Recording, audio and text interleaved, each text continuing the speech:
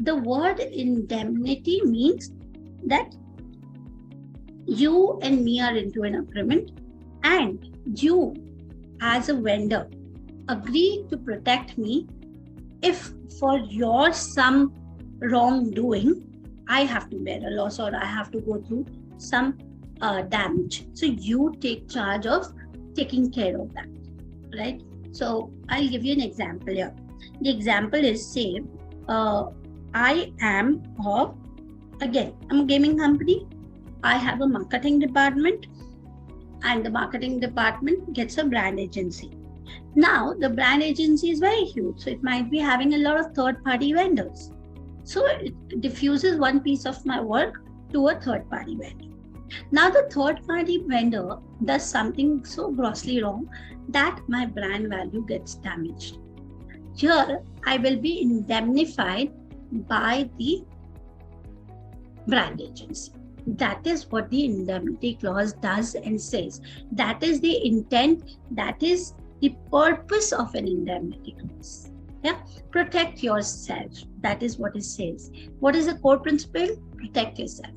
One party promises to protect the other from lawsuits and other claims, to hire and pay lawyers, pay for judgments or settlements, appropriate for software, cloud service, IT pro, and for higher services. Any kind of technology contract. Forget about technology contract. Every contract in the world has an indemnity clause. The mechanics, there is a foreseeable risk. That is why there is indemnity. It might be that you hire some third party, there's something goes wrong, which comes over on me because of the act of your party or yourself or the other side. Hence, you have to protect me. Yeah, you have to pay the bills. That's what it is. So one of the party needs to take responsibility. Example, IT contracts often include an intellectual property indemnity from the vendor. For instance, that's because the customer buys a risk of IP litigation just by using the vendor's technology. The vendor hasn't necessarily done anything wrong to create the risk. If it provides an indemnity, it's because the risk comes from its business and technology and not from the customer. Also, the vendor can limit risk more easily than the customer by hiring careful engineers, running patent searches, and blah, blah, blah.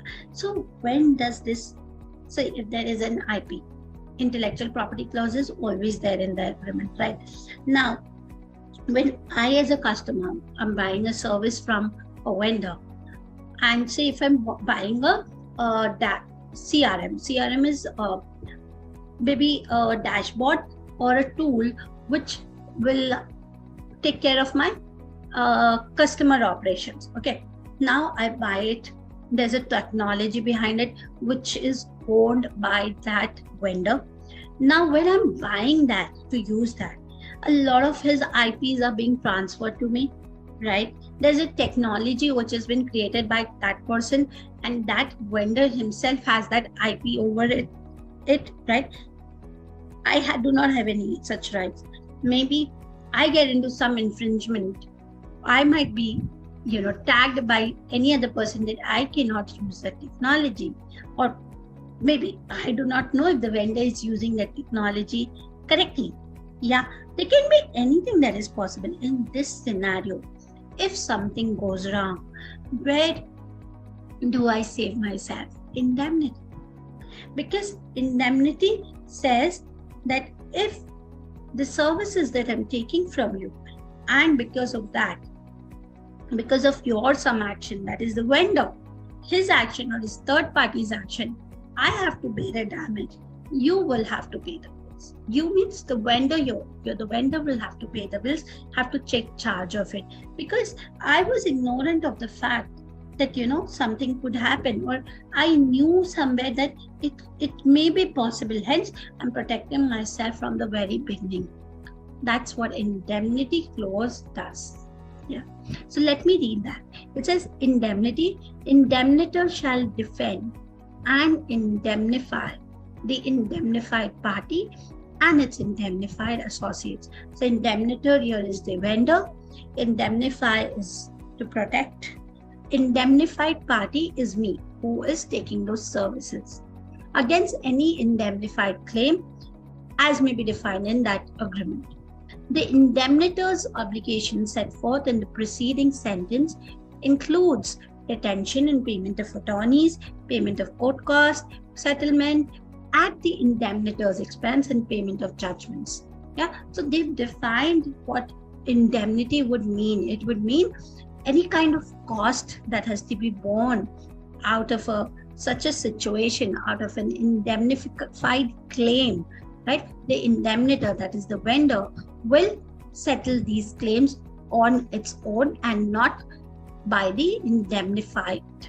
Yeah, the indemnified is protected by the indemnitor by paying off the indemnified claims. Yeah, and then when it says the word associate, indemnified associate, it has further beautifully gone and defined what indemnified associates may also include.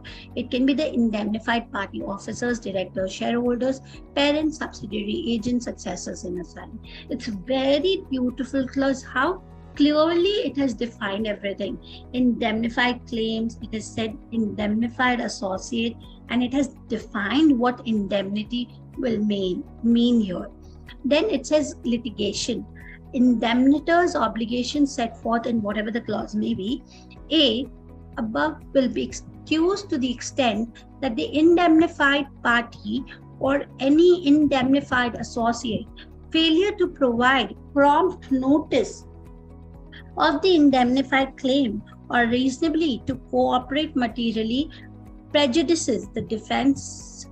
Indemnitor will control the defense of any indemnified claim, including appeal, negotiation, settlement, compromise, and provide the indemnified party will have the right not to be exercised unreasonably to reject any settlement, compromise that requires that it admit wrongdoing or liability or subject it to any ongoing affirmative obligation.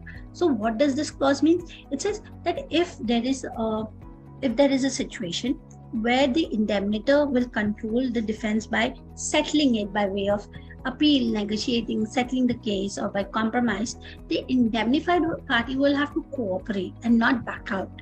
Yeah, it will not reject it. That the settlement or this compromise will not happen. Yeah, it cannot behave unreasonably. Yeah, that is what it is saying. So if the indemnitor is me and the indemnifier is being indemnified by way of compromising, by way of settling, the indemnifier cannot go back and restrict itself and say, no, I'm not interested in this, I will not allow this. If the indemnitor is making a solution, they will have to cooperate. This kind of clauses should be made by us as lawyers. Yeah, because you cannot make a one-sided contract.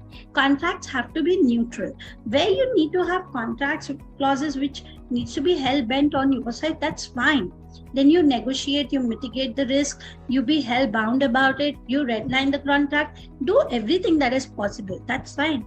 But if your contract doesn't reflect your value, your skills, your analytical skills, your skills of drafting these clauses, then it doesn't work.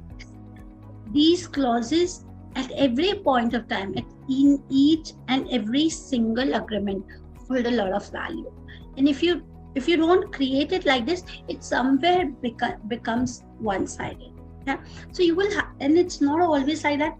Indemnity, liability can always be both-sided. It may be also one-sided. It may be that two protection and the indemnity will be to the person who's taking the services, and one shall be given to the vendor. That is how it might have been decided between the businesses. It is absolutely okay, but you have to remind them that this can be done. If it is not done, if there is a contract which is already drafted and it has come to you only for a review, you have to read it and understand what is missing, and will it be concerning for your company? Will it be concerning for your client? And if it is, then please raise those questions in the comments. Yeah, let's move ahead.